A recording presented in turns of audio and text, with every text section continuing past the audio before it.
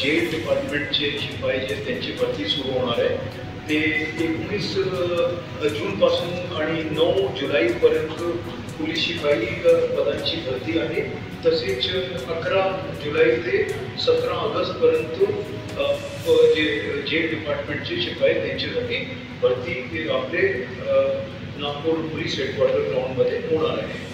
त्याच्यात पोलीस शिपाई जे आहे ते 347 आहे आणि त्याच्यात एकूण 29,987 आज आपल्याकडे आलेली आहे आणि तसेच त्याच्यात पुरुष उमेदवार आहे 22,269 आणि महिला उमेदवार आहे 7,713।